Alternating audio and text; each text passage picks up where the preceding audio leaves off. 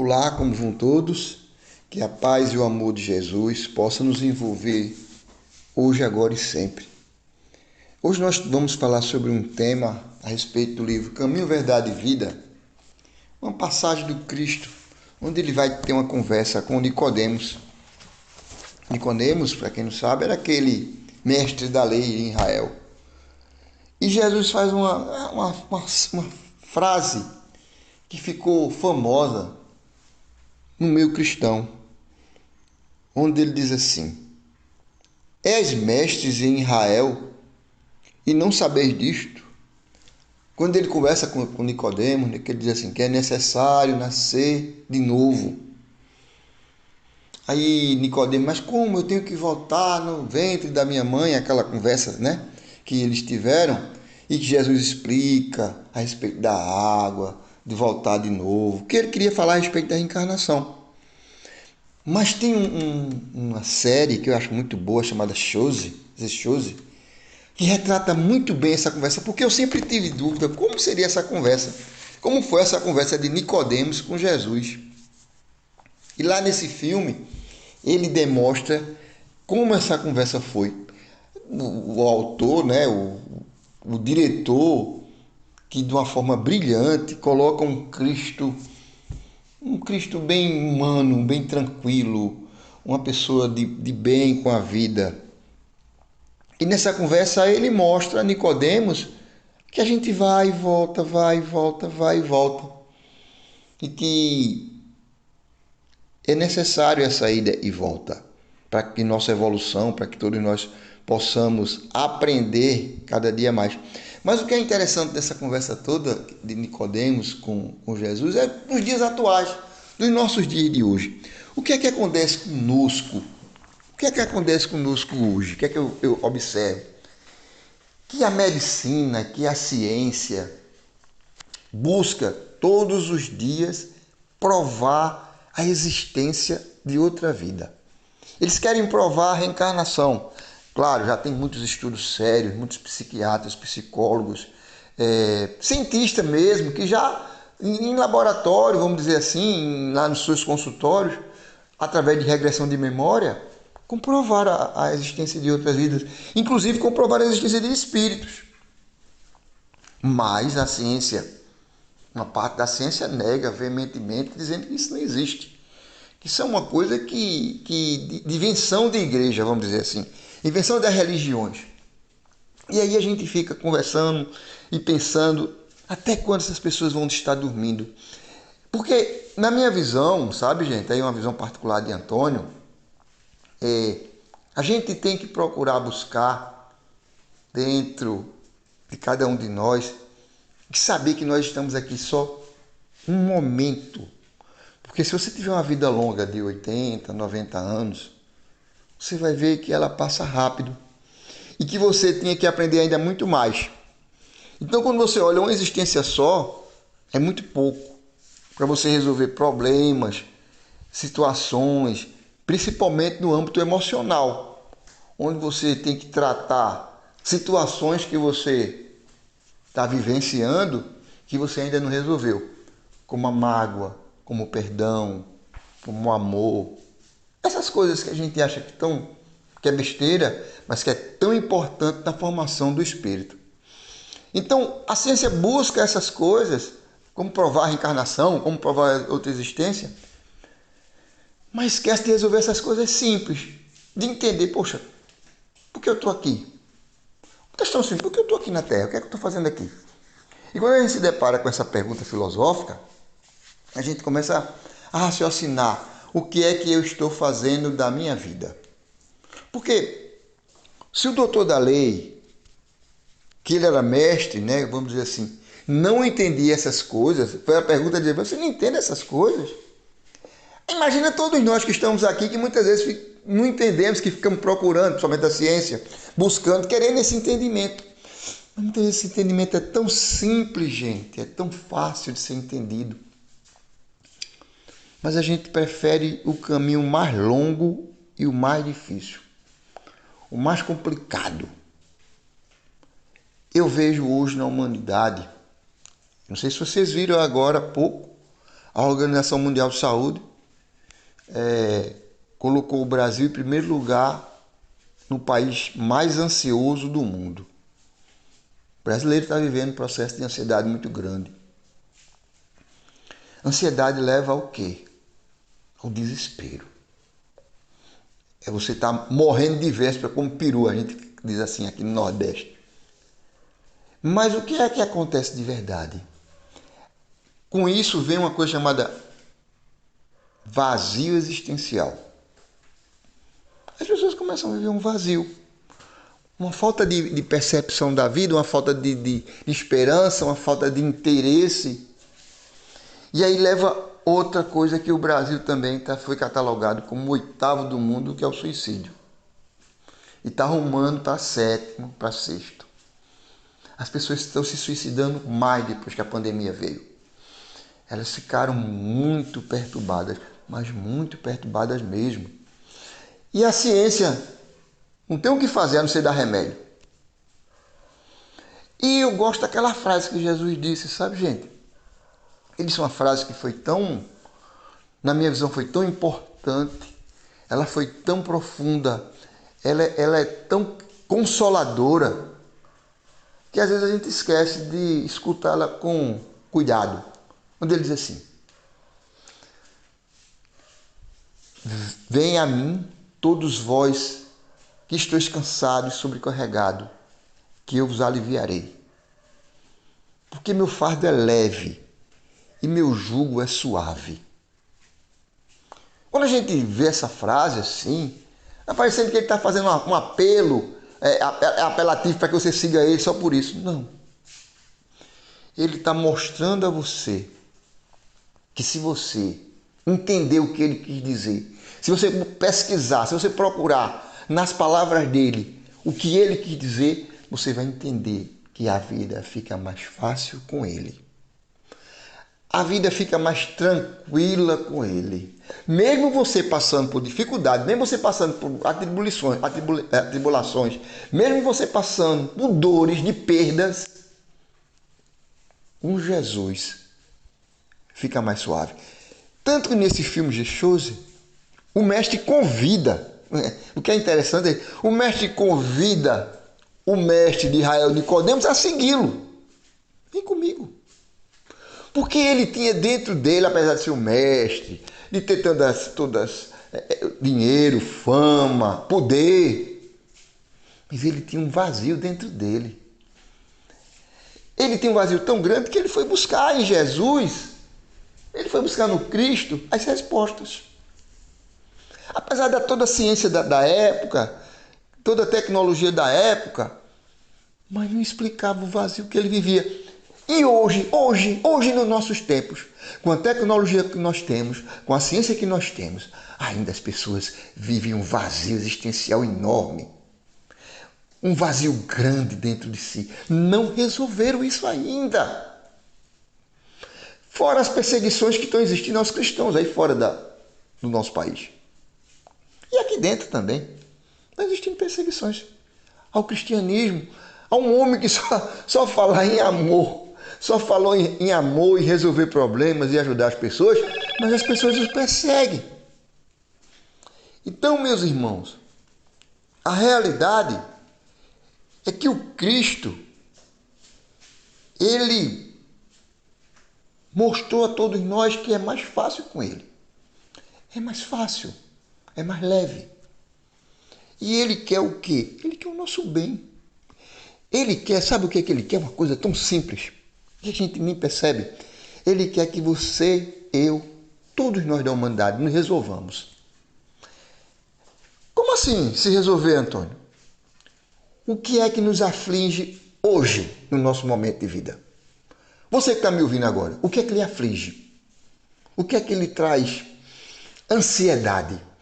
O que é que lhe traz angústia, tristeza, depressão, que é a doença do século, que é a doença da época? Muito pior do que a Covid. O que é que lhe traz esses medos? O que é que ele faz isso? Já perguntou? O que é que lhe traz esses medos que lhe levam a ser ansioso? E muitas vezes é a falta do Cristo na sua vida. Novamente Nicodemos, ele vai até Jesus, ele é chamado por Jesus. Ele é chamado, vem comigo, Nicodemos. Deixa essas coisas aí, vem comigo. O doutor da lei não estava apegado, meus irmãos. É o apego. Ele estava apegado às coisas materiais. Ele estava preso às coisas materiais. Ele não tinha se libertado dessas coisas. Então o que é que acontece com o nosso irmão Nicodemos? Ele disse, não vou. Ele até no filme, tem engraçado essa cena, ele vai até onde Jesus tinha marcado com a reunião, onde ele tinha chamado Mateus, e Mateus se libertou daquelas coisas, daquelas amarras que o prendia, e tinha ido. Quando eu falei amarra, gente, não é pegar, vai vender tudo que tem, distribuir com os próprios. Não é essa a questão. Você pode fazer isso e ainda continuar ansioso, depressivo, angustiado. Não é isso. Quando ele chama Mateus e Mateus vai, ele chama Nicodemos, mas Nicodemos vai até a praça. Jesus sente a presença dele, mas ele não tinha se resolvido. Sim, Antônio, mas eu quero dizer o que com isso? É que muitas vezes Jesus nos chama para viver com ele uma vida mais tranquila, uma vida mais em paz, uma vida mais de controle, uma vida mais... Controle que eu digo assim, né? Controlar as coisas, porque a gente não controla nada. Mas ter um controle sobre o seu emocional.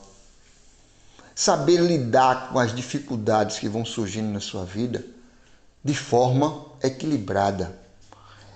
Eu não estou dizendo... então, estou dizendo aqui que... você seguindo já resolver... Você não vai ter desequilíbrio. Não, vou ter. Vou ter momentos de desequilíbrio, vou ter momentos de ansiedade, vou ter momentos de tristeza, momentos de depressão, mas vou me levantar e sair desses momentos. Porque a proposta de Jesus não é milagrosa, não é milagres.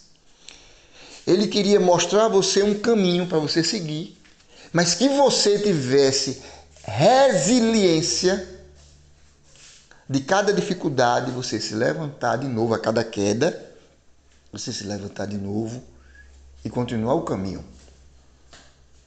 Gente, erros, coisas erradas iremos fazer. Não tem como fugir disso. Sabe por quê? Porque somos imperfeitos. A gente não pode cobrar de uma criança que resolva um problema de matemática ou um problema sério de eletricidade dentro da sua casa. Você pode pegar seu filho de 8 anos, de 5 anos, 3 anos. Meu filho resolve esse problema de eletricidade. Queimou a luz aqui, você vai resolver. Ele não sabe. Ele é uma criança, ele não tem conhecimento ainda. Assim somos nós. Ainda não temos o conhecimento necessário para resolver determinadas situações. Porém, se nós tivermos a fé, a esperança, nós sabemos que naquele momento eu não tenho essa capacidade de resolver. Porém, eu vou levantar e continuar, porque uma hora eu vou aprender e vou resolver. Mas a proposta de Cristo é essa. É que você aprenda a resolver as situações que você cria. Quando ele diz assim, eu acho tão interessante essa parte onde Pedro vai conversar com ele, o cobrador de imposto estava pegando no pé dele, e ele foi lá pedir uma orientação do Cristo. E ele chegou, Jesus, quantas vezes eu devo perdoar uma pessoa? 7 vezes? Jesus diz, não, só apenas 7 vezes, mas 70 vezes 7. Pedro sai dali desorientado. Como é que eu vou perdoar esse cara 70 vezes 7 vezes das coisas que ele está me fazendo? E aí ele consegue entender o que Cristo disse. Porque o perdão é exercício, meus irmãos. A gente tem que entender o perdão, não esquecer. O perdão é aquele que esquece o erro do outro. Não, só se você teve um Alzheimer ou tiver algum problema cerebral quando você esquece. Porque quando você voltar ao estado de espírito, você vai lembrar. Porque tem gente que lembra de reencarnações passadas e sabe do que fez, do mal que fez a alguém. Como é que a gente vai esquecer nessa vida? Não, esquece. O que é que eu devo fazer com o perdão? O perdão é o ato de eu não ter que estar relembrando aquilo que me fizeram mal. Não desejar mal àquele que me fez mal. E trabalhar dentro de mim isso, porque isso só vai ser para mim. Eu considero a falta de perdão como uma pessoa que carrega um balaio cheio de pedra na cabeça. Enquanto mais ele não perdoa, mais pedra ele está jogando no balaio. Mais pedra ele está jogando no balaio. E aí a falta de perdão vai ficando pesado no meu corpo físico. Isso quer dizer o quê? Doenças. E vou adoecer. A falta de perdão traz isso já comprovado pela ciência. Vai me fazer adoecer. Porque eu não perdoo. Eu guardo mágoa. Eu fico com rancor, eu fico com ódio. E aquilo ali vai me destruir. Por isso que é mais fácil. Se tu, aí de novo Jesus, não entende dessas coisas, tu que é mestre da lei não entende dessas coisas, e aí a gente fica pensando, como eu, Antônio Luiz, não sabe dessas coisas, como é que eu vou fazer? Eu vou seguir o Cristo. Eu vou buscar nas palavras dele, nas orientações dele, o que vai ser melhor nesta vida para mim. O que é que vai ser mais tranquilo para mim nesta vida? Porque a ciência está buscando todos os dias como provar a existência de Deus, provar a existência dos espíritos, provar a existência de outra vida. Como provar isso? Tem gente que já entende isso com uma facilidade logo cedo na vida.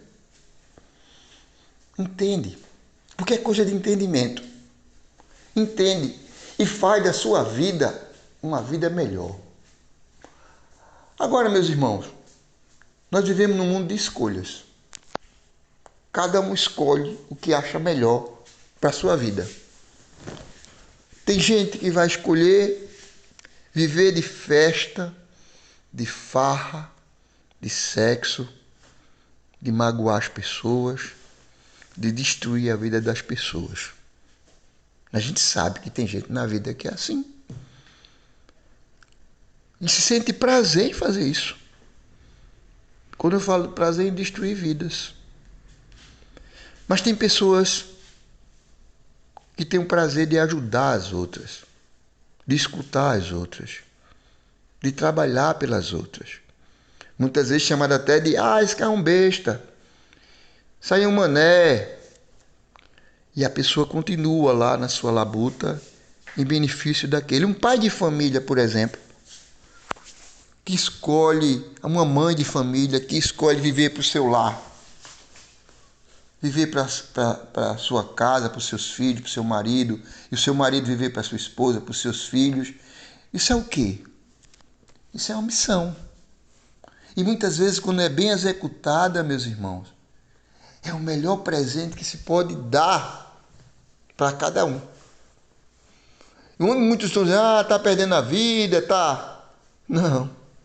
Ele está cumprindo a sua missão, da qual veio fazer aqui. Então, meus amigos, reflitamos.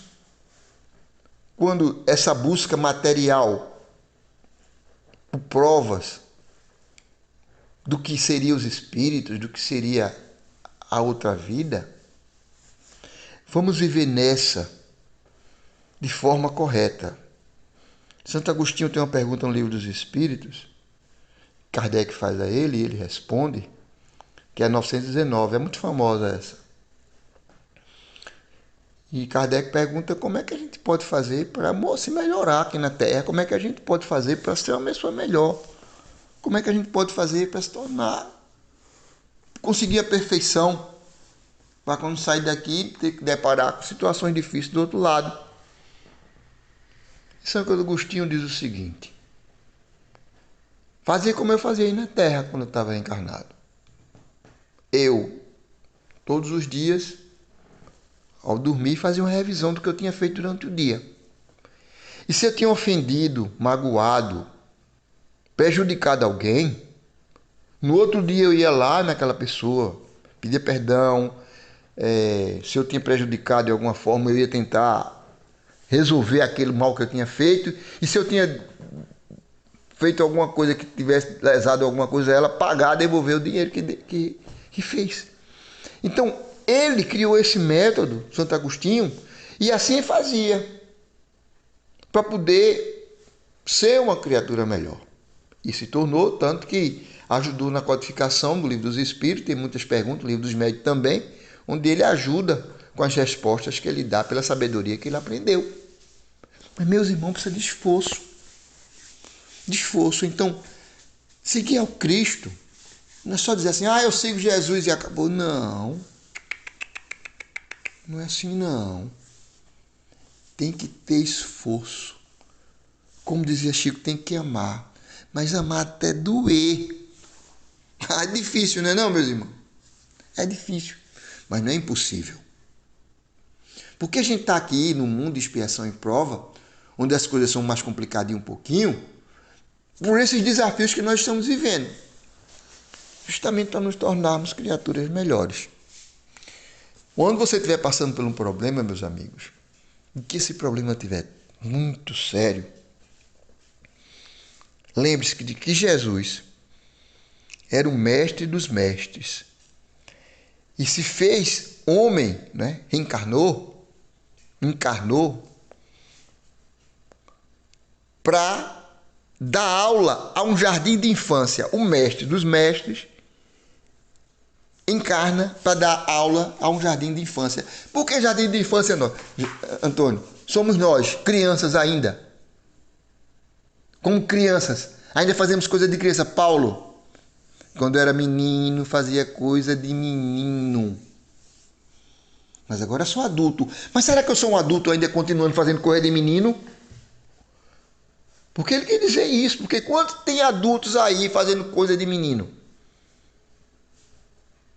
Porque a porta larga, ela é, e somente hoje, né, meus amigos? A porta larga hoje é um absurdo.